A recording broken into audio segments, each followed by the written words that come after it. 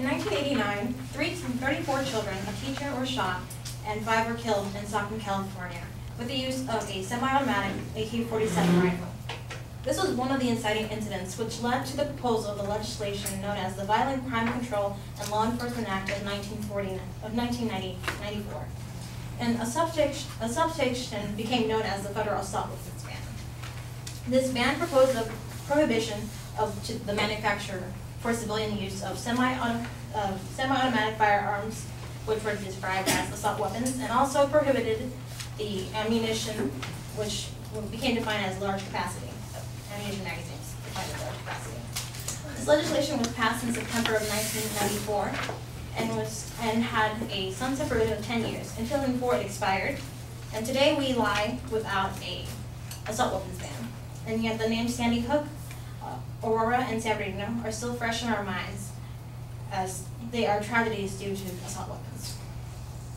That is why we, the affirmative, hold the resolve that the United States government should restore the weapons ban that expired in 2004.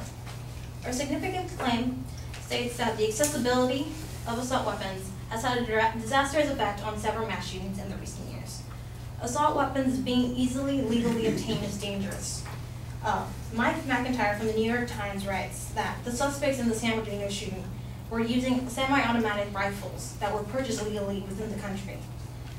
Assault weapons have become a common denominator in mass shootings, and Dean Reynolds from CBS News writes that the AR-15, a model which would be classified as an assault weapon, was used in the Community College shooting, the Colorado movie theater shooting, and the Sandy Hook elementary shooting. Assault weapons, their facility and use has contributed to its influence and its appearance in mass shootings. In that same interview, Reynolds also speaks to a Colorado gun store owner in which he describes the AR-15 to be a model which is light and easy to master within 30 minutes of instruction. That leads the affirmative to the inherency claim that existing legislation at a federal level is insufficient. Even currently, legal assault weapons are capable of being modified to bypass set limitations. The New York Times reports that a 10-bullet magazine can be quickly removed and then replaced by a high-capacity magazine when inserted into its place. The federal government is within their right. We believe the federal government is within the right to exercise regulation of guns through the Second Amendment. Although this might sound strange quoting the Second Amendment, but the Second Amendment reads that a well-regulated militia is necessary to the security of a free state. The federal government has the power to regulate.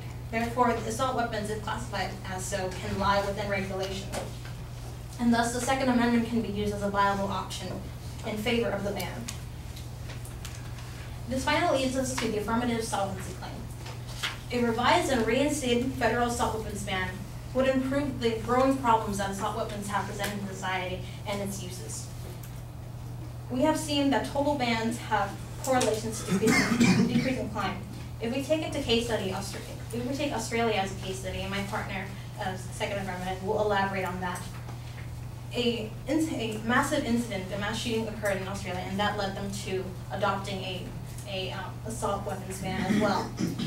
And we see upon revision in a study, Professor Simon Chapman from the University of Sydney stated that the removal of large number of rapid-firing firearms for civilians may be an effective way of reducing mass shootings, and thus that ultimately leads us to our final conclusion that greater limitations added to the assault weapons ban would eradicate the previously loopholes found in 1994.